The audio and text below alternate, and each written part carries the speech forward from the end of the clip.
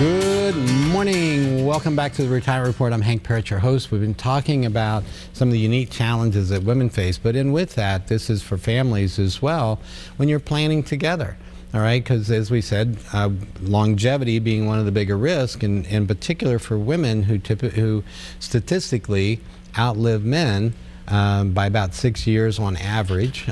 This means that longevity piece is even more of a risk for them to overcome. So one of the things to think about, and I'll share with you, living longer in retirement, we'll show this chart which shows a healthy male age 65, 50% chance of living to age 85, 30% of living to age 90, and for a woman it's at age 65, average lifetime again, age 87, and again 30% or 41% chance of living to age 90. And for a couple, that means that, and this is kind of interesting, right? Couples, they say, you know, people that are married live longer.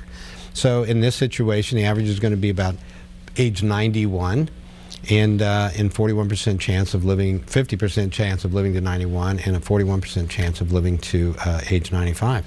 So as people live longer, that means that they have to plan for a longer time in retirement, right? We're not talking about, you know, in the past when you maybe only had 10 or 15 years in retirement. Now we're talking about having 25, 30 or more years in retirement and planning for that. So when you're looking at sources of retirement income, this is an area that you need to pay particular attention to, right? We don't want to run out of income. So what's that going to look like? And when you're talking about Social Security choices, is it better to take at age 62 or at your full or normal retirement age, which 66 to 67, depending on your date of birth? Or to wait until get those delayed retirement credits by waiting until age 70.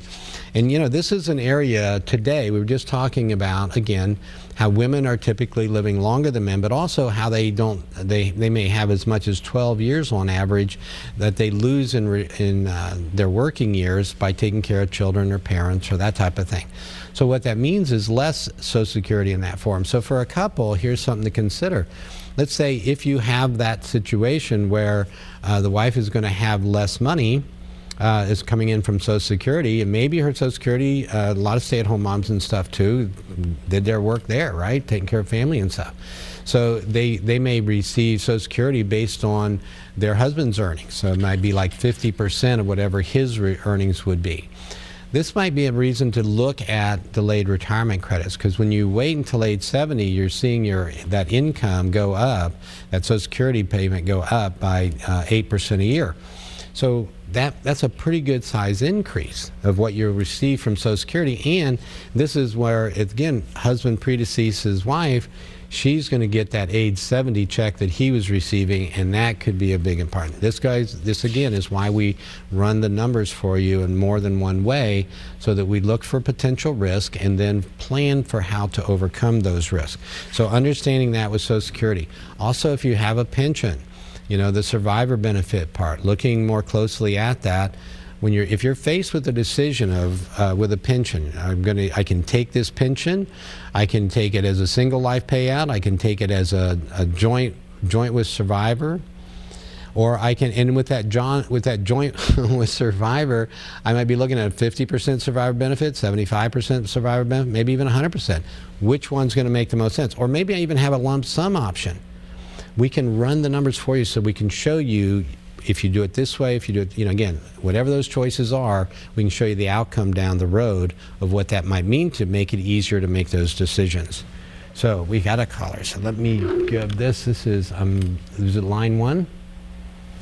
The one with the red light. Here we go. Now I got to be trained again. Hi, John. Welcome to the Retirement Report. Yes, sir. Who am I speaking to? This is Hank. How can I help you this morning? Man, I appreciate it. Man, I've got a question. I have, in a really bad spot here. I have been I feel like I've been wrongfully dismissed from a job. Mm-hmm. I have no reasoning. There was no reason given in the final explanation, no paper trail, no anything. Yeah. Where do I Yeah. My family's dependent on me and my income and my Blue Cross Blue Shield, 401k, life insurance. I feel like I've been very, very wrongfully dismissed, and I still don't know why. All right, John. How do I handle this?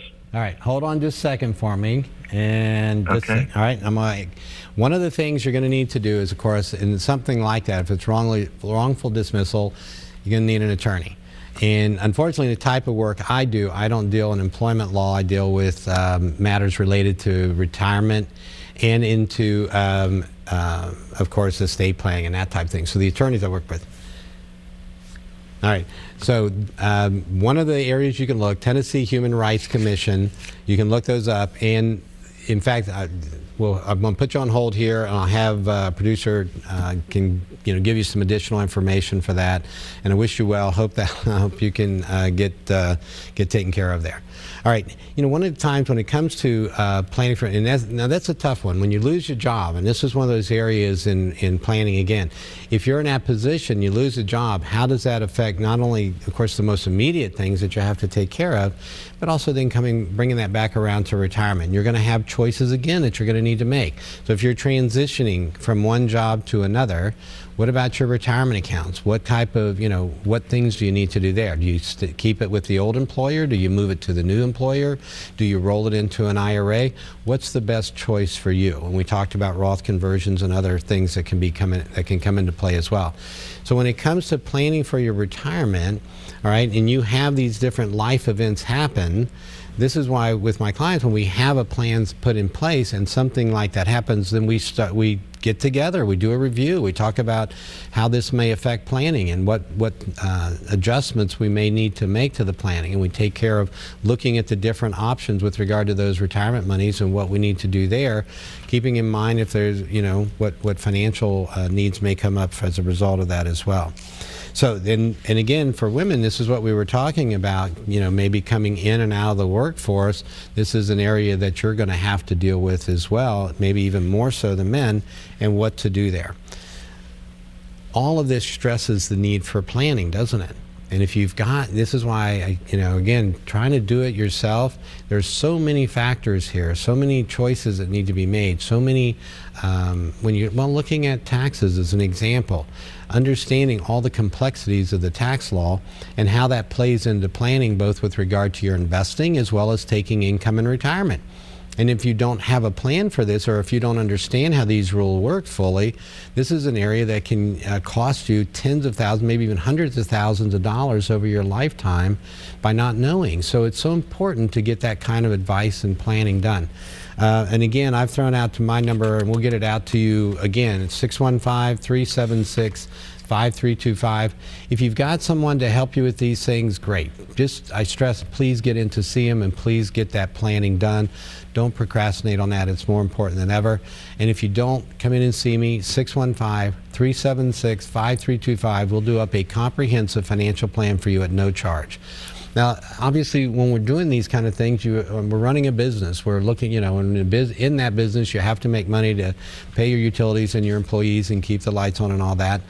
But you also have to provide then a service. You have to provide service and products of value at multiple times what it might cost, right? So if you're seeking advice, most of the times you're paying right now through 401k plans or IRAs or other brokerage accounts, you're paying some kind of fees to have those, for those accounts. If you're investing in mutual funds, for instance, you've got expense ratios, you may have sales loads, there's all kinds of fees built into that. In my office, we use no load funds, and we use very low cost ETFs. So those fees are minimal. And again, I can show you through this planning process the value that we can bring to you, and I promise you it's going to be many, many times anything we would charge for those services. So again, 615-376-5325. Give us a call. Tessa's standing by. She'll get you information, send you out a checklist, and we'll do up a great comprehensive plan. We'll sit down with you, answer your questions, help you with your unique situation. What your major concerns are, whatever those are, we're going to address those with you, give you that peace of mind of knowing you got a great plan going forward. 615-376-5325. When you come in to see me, I'll give you a free copy of my book, 7 Steps to Financial Freedom in Retirement. All right, we're going to take another break.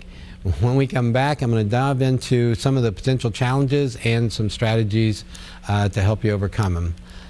Join me here. We'll be right back on the Retirement Report.